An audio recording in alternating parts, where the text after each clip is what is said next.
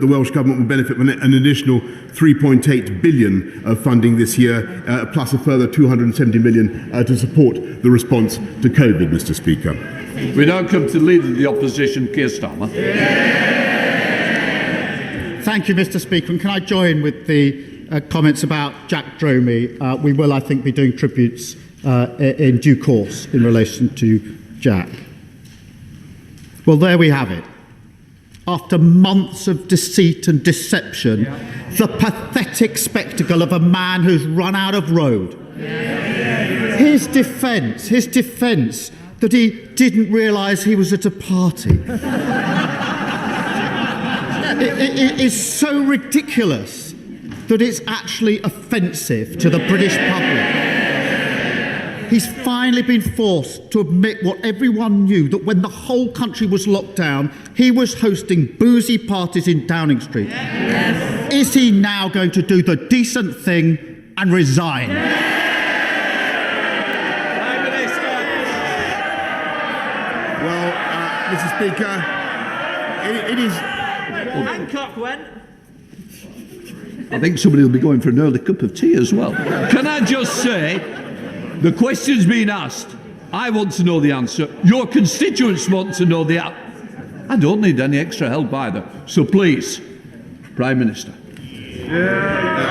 Well, Mr. Speaker, I appreciate the point that he's making about the event that I attended. I want to repeat that I thought it was a work event, and Mr. Speaker, I regret very much that we did not do things differently that evening, Mr. Speaker, as I've said, and I take responsibility and I apologise, Mr. Speaker. But as for his political point, I don't think that he should preempt the outcome of the inquiry, and he will have a further opportunity, Mr. Speaker, I hope, to question me as soon as possible. Keir Starmer. Well, that apology was pretty worthless, wasn't it? Let me tell him why this matters. Yesterday in this chamber, honourable members told heart-wrenching stories about the sacrifices people across the country were making. This House and the whole country were moved by the honourable member for Strangford as he talked about his mother-in-law dying alone. He was following the rules, whilst the Prime Minister was partying in Downing Street. Is the Prime Minister really so contemptuous of the British public that he thinks he can just ride this out?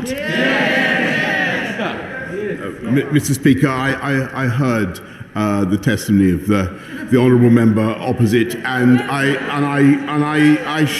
echo his sentiments. It was deeply moving. Nobody who heard that could fail to have been moved. And I know that people up and down the country made huge sacrifices throughout this pandemic, Mr. Speaker, and I understand the anger, the rage that they feel at the thought that people in Downing Street were not following those rules. I regret the way the event I have described was handled. I bitterly regret it and wish that we could have done things differently. And I have and will continue to apologise for what we did. But, Mr. Speaker, he must wait for the inquiry, which will report as soon as possible. Keir Starmer. Mr. Speaker, when the Prime Minister's former Health Secretary broke the rules, he resigned. Yes. And the Prime Minister said he was right to do so. When the Prime Minister's spokesperson laughed about the rules being broken, she resigned. And the Prime Minister accepted that resignation. Why does the Prime Minister still think that the rules don't apply to him?